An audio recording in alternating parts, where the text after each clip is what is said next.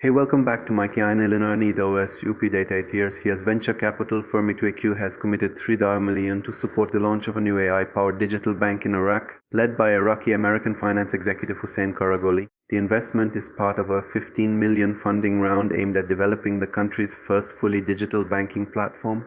The upcoming bank will offer AI-driven, mobile-first financial services designed to expand access and modernize Iraq's underdeveloped banking sector. Iraq, despite being the fourth largest economy in the MENA region, remains significantly underserved in digital finance. Karagoli, a seasoned banker with senior roles at Merrill Lynch, Citigroup, and Deutsche Bank, brings extensive experience in sovereign finance, fintech, and emerging markets. He has led major financial restructurings for Iraq and advised global institutions on capital strategies across the region. EQIQ views the digital bank as a strategic pillar in its plan to build Iraq's digital economy alongside investments in fintech, logistics, and e-commerce. Based in Abu Dhabi, EQQ has already deployed more than half of its first $50 million fund into 5 fast-growing tech startups since 2023. Gold is the real money, and the world knows it while the mainstream media distracts the public with nonsense. The real financial war is happening behind the scenes. Central banks around the world are dumping fiat currency and hoarding gold at an unprecedented rate. This is not speculation. It is happening now. The rise in gold prices signals the collapse of fiat, as gold source currencies must follow or be left worthless. Nations are securing their reserves in gold, preparing for the reset. This is why gold purchases by central banks are at record highs. Iraq now ranks 7th in the Arab world and 29th globally in gold reserves. They are positioning themselves for what comes next. The shift to gold-backed value is not a sudden flip, it's a strategic realignment. This is the death of the fiat dollar dominance and the acceleration of the gold-backed financial revolution. The numbers don't lie. The world is rejecting fake money and returning to real value. RVGCR, the currency reset, is underway. The global currency reset, GCR, is not a theory. It is unfolding in real time.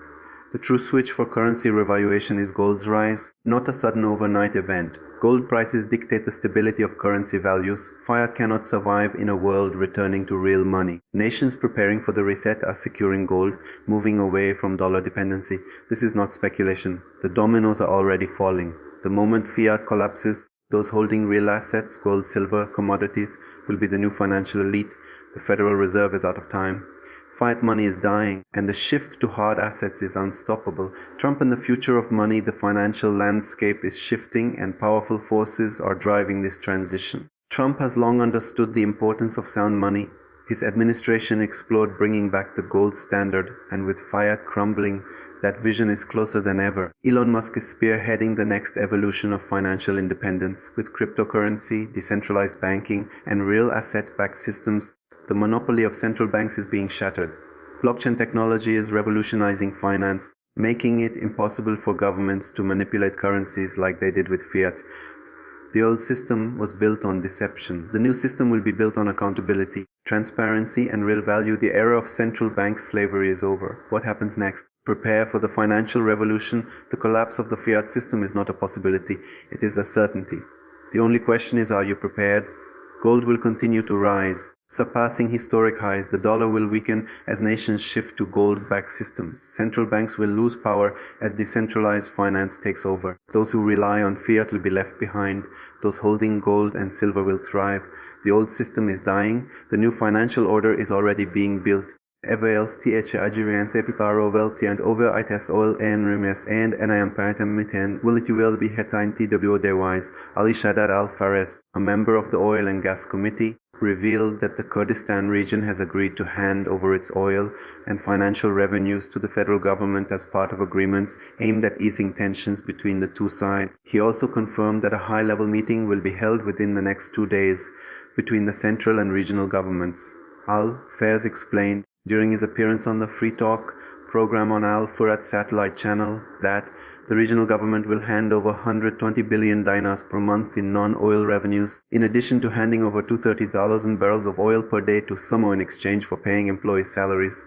He explained that production from refineries and domestic consumption in the region does not exceed 110,000 barrels per day, while OPEC confirmed the smuggling of up to 300 Zaloran barrels from the region, noting that 400 smuggled oil tankers were recently seized in Afghanistan.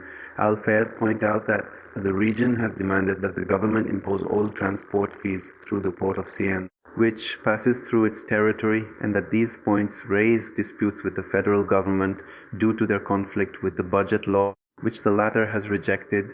He stressed that the agreement included contracting with an American consulting firm to assess the production rate and lifespan of oil wells, a significant issue for the region that has yet to be resolved. Regarding the electricity sector, Al-Fayez pointed to fears of a gas shortage by 2028, which will impact the operation of power plants, especially with increasing demand and the unsuitability of current infrastructure, ruling out Iraq's ability to achieve self-sufficiency by 2028. He noted the presence of significant investments from major companies such as Total of France, which is investing in projects worth $600 million, in addition to local investments in the Akaz field, which contains a strategic gas reserve that has not yet been optimally exploited.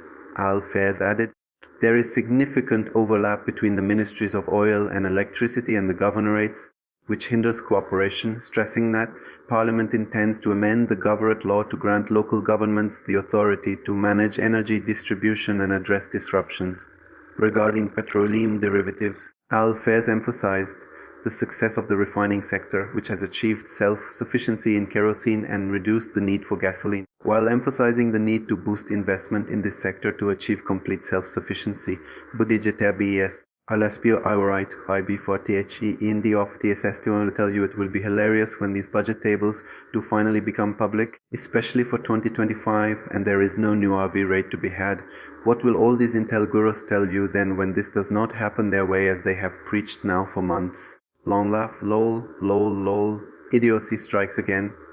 And as the legislative recess approaches its end, parliamentary demands are mounting for the approval of the general budget schedules before the conclusion of the current parliamentary session. This demand is a pivotal tool for ensuring the provision of services and the implementation of government programs given the economic challenges facing the country. Member of Parliament Tama al-Lahibi told Al-Sabah that the budget schedules represent a top priority at the present time and cannot be postponed to the next legislative session, as they constitute the backbone of the work of ministries and institutions.